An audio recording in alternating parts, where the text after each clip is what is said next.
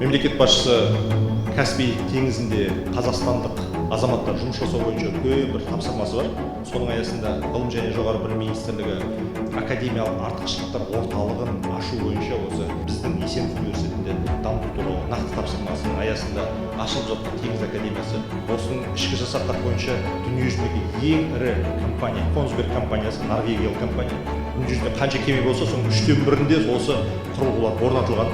Енді әскери ант қабылдау рәсімінде бізде теңіз академиясынан бөлек әскери кафедрамыз да бар. Осы үшін курсанттарымыз, теңізші курсанттарымыз біз бірден бір дайындайтын жоғары